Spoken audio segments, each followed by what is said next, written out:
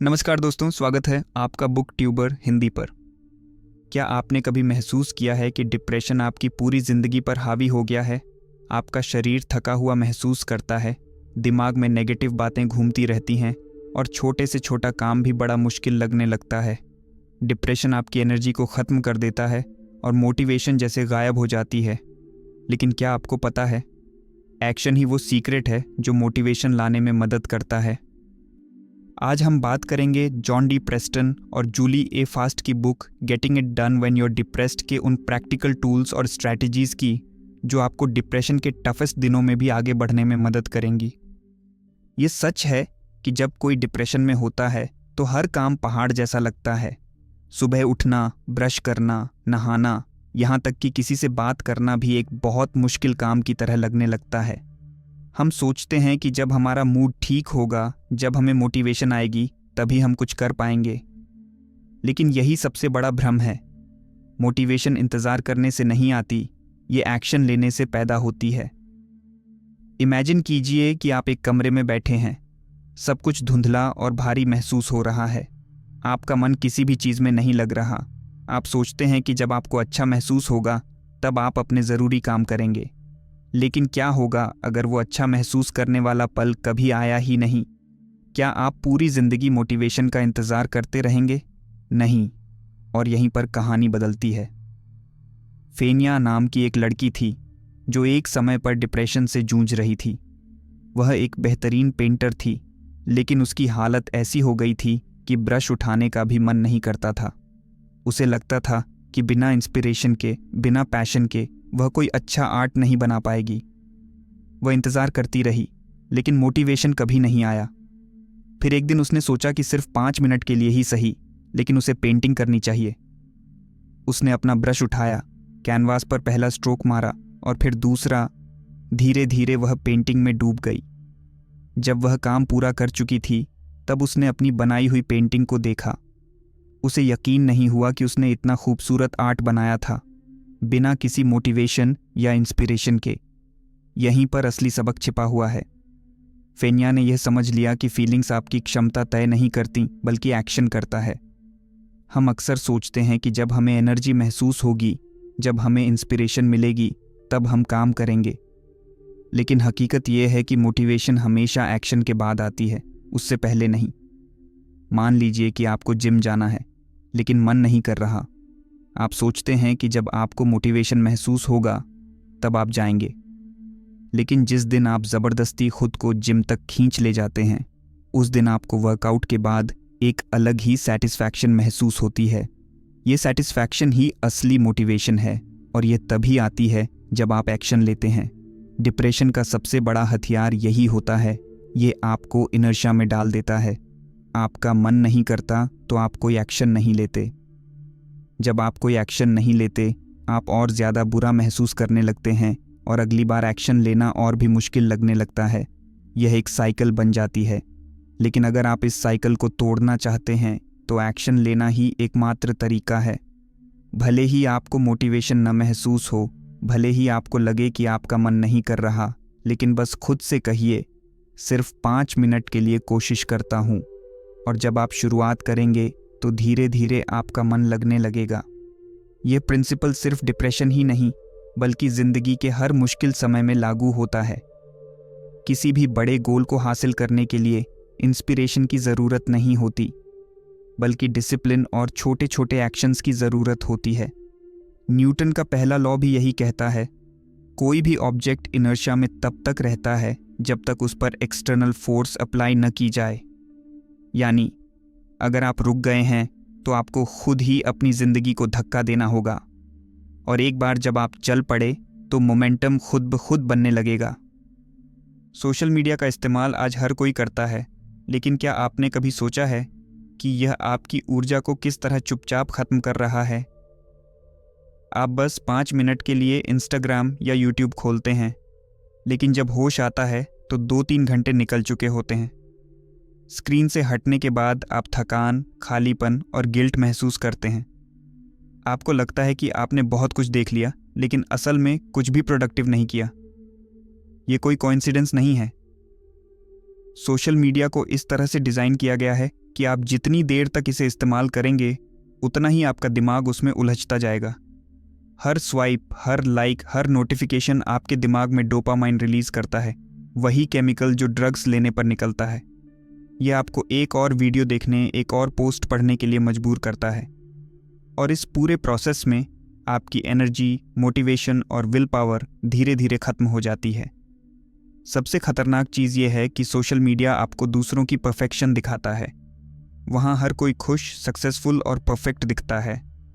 आप देखते हैं कि लोग लग्जरी वेकेशंस पर जा रहे हैं, परफेक्ट बॉडी मेंटेन कर रहे हैं, रिलेशनशिप गोल्स को अचीव कर रहे हैं, और फिर आप अपनी ज़िंदगी से कंपेयर करने लगते हैं। आपको लगता है कि आप पीछे रह गए हैं, लेकिन यह सब इल्यूजन है। लोग सोशल मीडिया पर सिर्फ अपनी बेस्ट मोमेंट्स दिखाते हैं, फेलियर्स और स्ट्रगल्स नहीं। लेकिन सोशल मीडिया को अपनी ज़िंदगी से पूरी तरह हटाना रियलिस्टिक नहीं है, लेकिन आप इसे कंट्रोल ज़रूर कर सकते हैं। एक सिंपल टेक्निक ये है कि इसे रिवॉर्ड की तरह इस्तेमाल करें। यानी जब तक आप कोई इंपॉर्टेंट टास्क पूरा ना कर लें, तब तक सोशल मीडिया को टच भी ना करें। मान लीजिए कि आपको 1 घंटा पढ़ाई करनी है या वर्कआउट करना है। जब तक वो पूरा ना हो, तब तक इंस्टाग्राम, यूट्यूब या फेसबुक को हाथ ना लगाएं। इस तरीके से आपका दिमाग इसे एक लग्जरी ट्रीट की तरह देखेगा, न कि कंपल्सिव हैबिट की तरह। आप चाहें तो एक और पावरफुल स्ट्रैटेजी अपना सकते हैं। अपने फ़ोन को ग्रे स्केल मोड में कर दीजिए। रिसर्च कहती है कि जब फ़ोन में ब्राइट कलर्स नहीं होते तो हमारा दिमाग उसमें उतनी रुचि नहीं लेता और स्क्रीन टाइम अपने आप कम हो जाता है। और अगर आप रियल चैलेंज चाहते हैं तो एक दिन के लिए सोशल मीडिया डिटॉक्स करके देखिए। आप खुद महसूस करेंगे कि आपके पास कितना ज़्यादा टाइम और एनर्जी बचती है। जब इंसान डिप्रेशन में होता है तो उसका सबसे पहला इंस्टिंक्ट होता है खुद को दुनिया से काट लेना। किसी से बात करने का मन नहीं करता, घर से बाहर जाने का मन नहीं करता, यहाँ तक कि फ़ोन उठाने और मैसेज का जवाब देने तक का मन नहीं करता। लेकिन यही सबसे बड़ा ट्रैप है। अकेले रहना डिप्रेशन को और भी गहरा कर देता है। केट नाम की एक महिला को इसका एहसास तब हुआ जब उसके कॉलीग ने एक दिन उससे कहा, तुम्हारी नेगेटिविटी पूरी टीम को प्रभावित कर रही है। ये सुनकर पहले तो उसे गुस्सा आया, लेकिन फिर उसने सोचा। उसने एक्सपेरिमेंट करने का फैसला किया। अगले दिन से उसने अपनी नेगेटिविटी को रोकने की कोशिश की। वह अपने कॉलीग से सवाल पूछने लगी, उनकी बातों में दिलचस्पी लेने लगी, उन्हें एनकरेज करने लगी। धीरे धीरे उसे एहसास हुआ कि जब वह दूसरों को सुनती है तो खुद को भी हल्का महसूस करती है। यही सोशल कनेक्शन की ताकत होती है। जब हम दूसरों से जुड़ते हैं तो हमारा दिमाग ऑक्सीटोसिन रिलीज करता है, वही हार्मोन जो हमें खुशी और सुरक्षा का एहसास दिलाता है। रिसर्च कहती है कि जो लोग सोशल होते हैं उनका डिप्रेशन जल्दी ठीक होता है। इसका मतलब यह नहीं कि आपको ज़बरदस्ती किसी से बातें करनी है, लेकिन छोटे छोटे कदम ही काफ़ी हैं।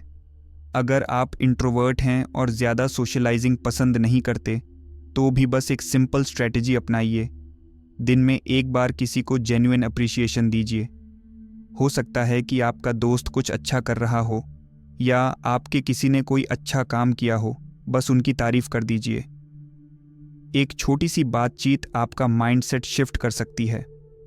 जब आप किसी ज़रूरतमंद की मदद करते हैं तो आपको अपनी परेशानियां छोटी लगने लगती हैं।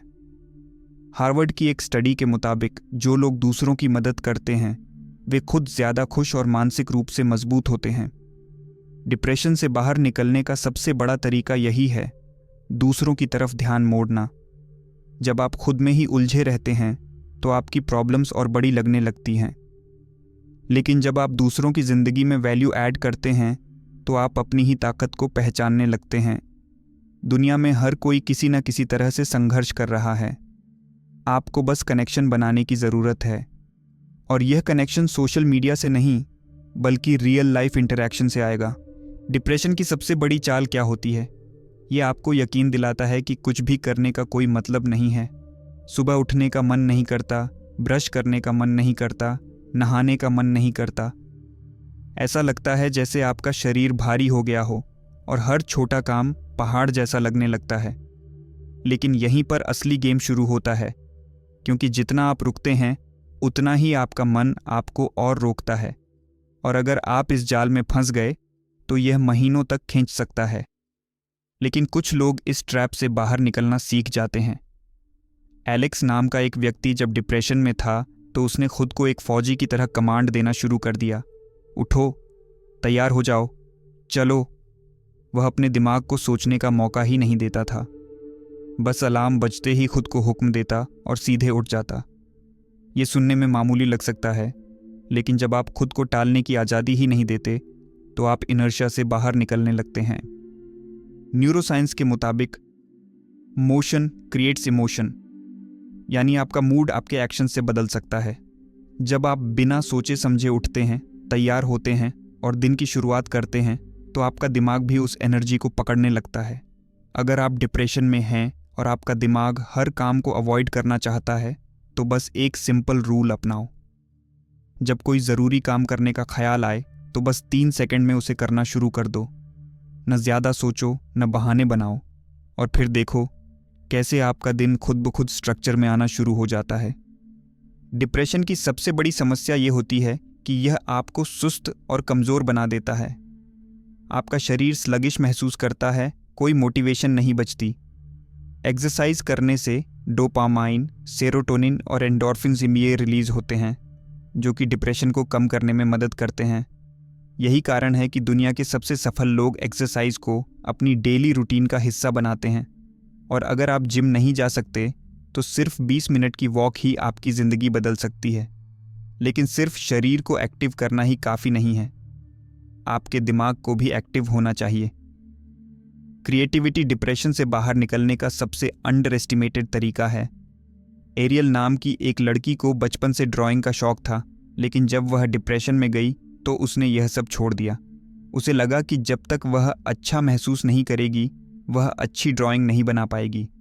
लेकिन उसका पार्टनर जानता था कि क्रिएटिविटी उसे बचा सकती है। उसने उसे एनकरेजमेंट दिया और किसी तरह एरियल ने एक दिन पेंसिल उठाई। शुरुआत में उसे कोई इंस्पिरेशन नहीं मिल रही थी, लेकिन उसने ज़बरदस्ती 10 मिनट तक कुछ भी स्केच किया। धीरे धीरे उसका दिमाग शांत होने लगा, उसकी उलझन कम होने लगी। ये एक थेरेपी की तरह था, बिना किसी दवाई के, बिना किसी थेरेपिस्ट के। कुछ हफ्तों बाद वह अपनी पुरानी क्रिएटिविटी को वापस पा चुकी थी और उसका डिप्रेशन भी काफ़ी हद तक कम हो गया था। क्रिएटिविटी सिर्फ आर्ट में नहीं होती। आप कोई भी क्रिएटिव चीज़ कर सकते हैं, जैसे लिखना, गाना, गार्डनिंग, कोडिंग या कुछ भी जो आपको एक्सप्रेशन देने में मदद करे। जब आप कुछ क्रिएट करते हैं तो आपका दिमाग एक नई एनर्जी से भर जाता है। डिप्रेशन को हराने की कोई मैजिक ट्रिक नहीं है, मगर एक बात तय है, एक्शन ही सॉल्यूशन है। जब आप अपने दिन को स्ट्रक्चर देते हैं तो आप इनर्शिया से बाहर निकलते हैं। जब आप अपने शरीर को मूव करते हैं तो आपका मूड खुद ब खुद बेहतर होने लगता है। जब आप अपनी क्रिएटिविटी को जगाते हैं तो आपका दिमाग नई पॉसिबिलिटीज़ देखने लगता है। तो आज ही एक एक्शन लें, चाहे वह छोटा ही क्यों ना हो, क्योंकि डिप्रेशन से बाहर निकलने की पहली सीढ़ी यही है, बस शुरू करना। डिप्रेशन के खिलाफ लड़ाई कोई ओवरनाइट ट्रांसफॉर्मेशन नहीं है। सच्चाई ये है कि छोटे छोटे कदम ही आपको उस अंधेरे से बाहर निकालते हैं। हर दिन की गई छोटी छोटी जीतें ही आपको एक मजबूत और रेजिलिएंट इंसान बनाती हैं। सुबह उठना, बिस्तर ठीक करना, एक गिलास पानी पीना, 10 मिनट की वॉक लेना, ये सब मामूली चीज़ें लगती हैं, लेकिन डिप्रेशन के खिलाफ ये एक रिबेलियन की तरह है। प्रोग्रेस कभी भी सीधी रेखा में नहीं चलती। कुछ दिन आप खुद को अनस्टॉपेबल महसूस करेंगे और कुछ दिन ऐसे लगेंगे जैसे सब फिर से बेकार हो गया। लेकिन यही वह समय होता है जब पेशेंस और सेल्फ काइंडनेस सबसे ज़्यादा ज़रूरी होती है। खुद को उसी प्यार और धैर्य से देखिए जैसे आप किसी दोस्त को देखते हैं जो मुश्किल वक्त से गुजर रहा हो। डिप्रेशन टफ है, लेकिन यह आपकी पहचान नहीं है। जब आप छोटे और कंसिस्टेंट कदम उठाते हैं तो आप न सिर्फ खुद को बैलेंस में लाते हैं, बल्कि दूसरों से जुड़ने लगते हैं और अपनी ज़िंदगी में फिर से मीनिंग ढूंढने लगते हैं। याद रखें, हर छोटा कदम एक बड़े बदलाव की शुरुआत है। तो दोस्तों, अगर इस बुक समरी से तुम्हें कुछ वैल्यू मिली है तो वीडियो को लाइक करो और चैनल को सब्सक्राइब करना मत भूलना। मिलते हैं किसी नई लाइफ चेंजिंग बुक समरी के साथ। Thank you so much for watching.